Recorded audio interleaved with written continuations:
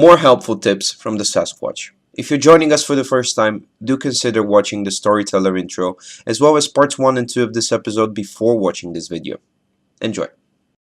Now we're standing in the Prinsenhof and in front of the statue of what it says is Willem de Zwijger. Willem de Zwijger is another name, actually it's the nickname of William of Orange. He was known for being silent and not to speak unless he had something relevant to say, which is why the Zwijger, silent, or the one who doesn't speak. On the right, you have what used to be the house of William of Orange. Now, the house is quite large, and it was a place where people would walk in and out at all times, and the parts of the army would be trained in there. But inside the house now is a museum, which most of it is open to the public, and they show, among others, the story of the royal family. Most importantly, the gunshot where the very debated gunshot where William of Orange got shot by Balthazar Gerards, and where a lot of tourists keep on sticking their fingers and therefore making it larger. And you also have the old trades of Delft and the story of the beginning points of the history of Delft, so the trade of beer and of butter that started the main income of the city, but also the later factories, for example DSM, the sugar factory, and the yeast factory in Delft that also was the starting point for Calvé pindakaas, which is still considered a traditional Dutch item. In front of the Prinsenhof, you have the Phoenixstraat, the street where back in the days the river used to surround the city from the other side.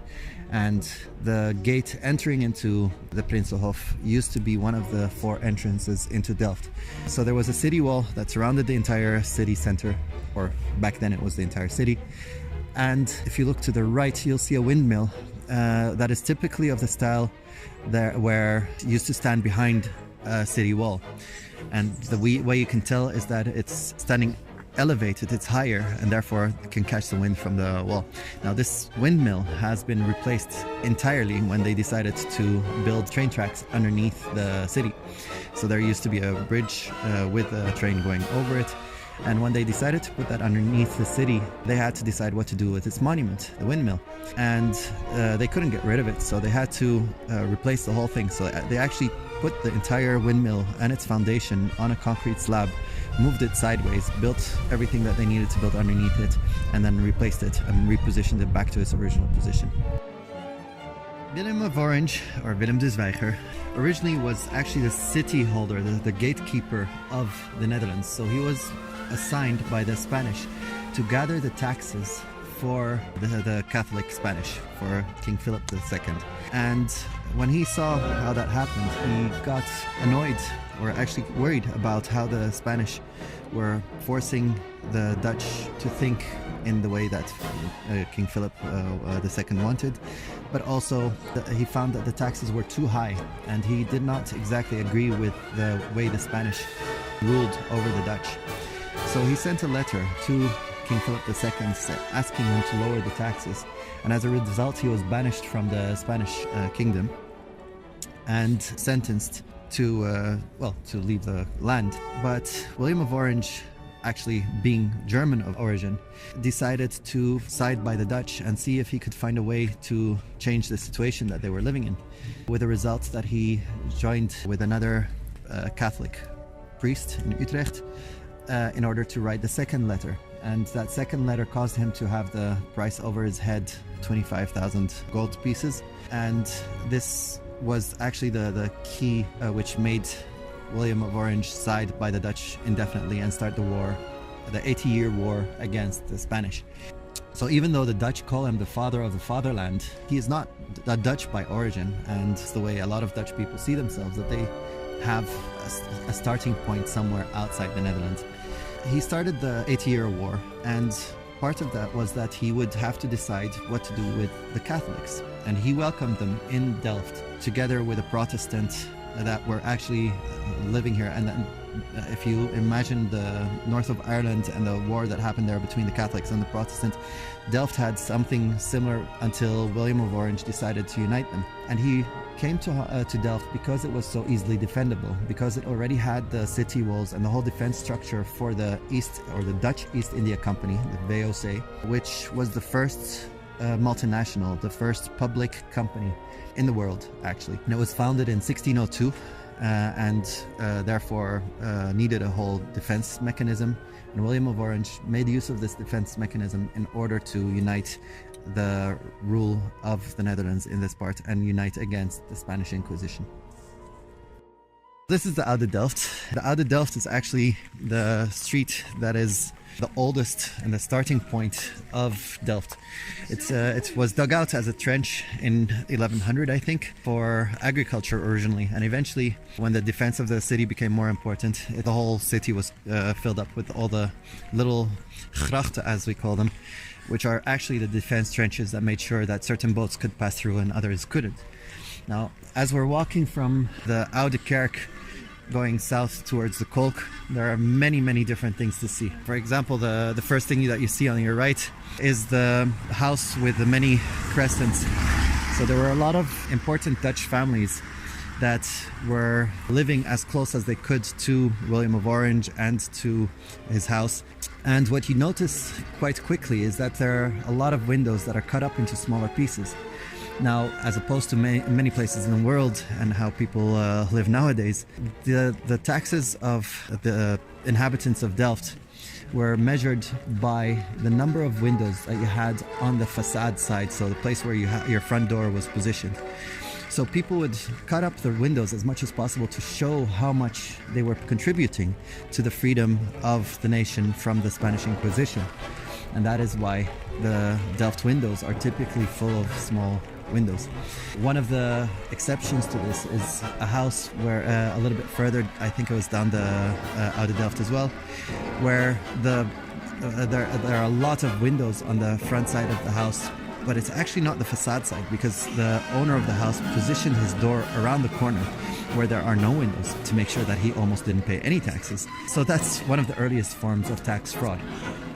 What you also notice when you're walking down the Oude Delft is the little house with two doors, two entrances, a red house, and that was actually where the doctor of William of Orange used to live. And the house has two entrances, one specifically and only for William of Orange, and the other one for all the patients that had to wait in line. Another thing that you see on the Oude Delft is the bridge on the left called the Boterbrug. It's the widest bridge. Actually, at one point it used to be the widest bridge of the Netherlands. It looks like a street, but it's actually a bridge. And the reason for this is that it was used to cover, as I said, one of the most important trading points of Delft, the butter. So they used to produce the butter in the Boterhuis, which is still named that way, but now it has become a restaurant. And you can see a butter keg in the facade on the water side, so the back part of the building. But they used to, like in the summer, you can actually sit here and have a lunch or a cup of coffee at the water. But those same boats used to be used back in the day. They're called a float.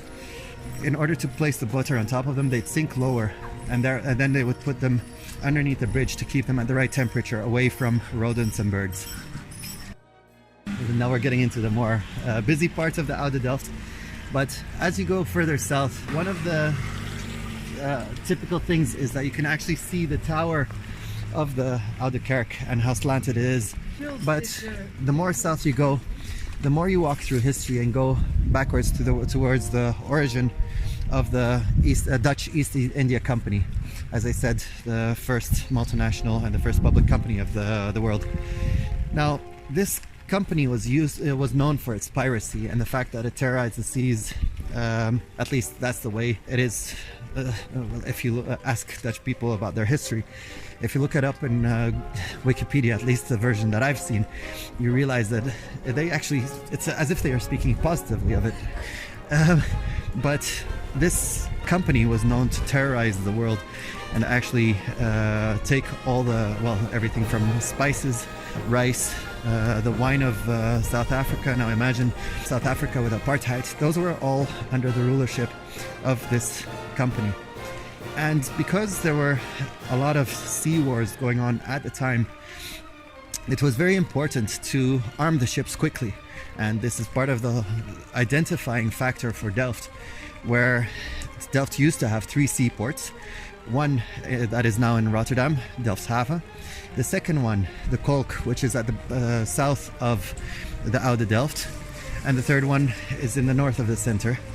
But the one in Rotterdam was where the ships would first come from the sea and where the main trade was done. The second one at the bottom of the Oude Delft had what later was considered the War Museum.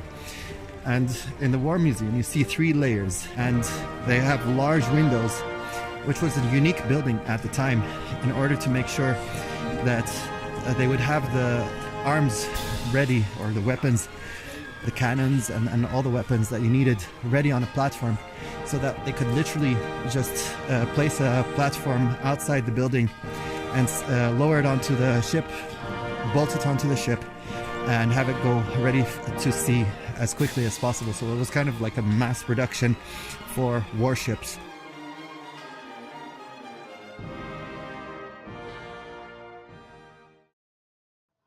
Alas, our stories of Delft have come to an end, but our journey continues.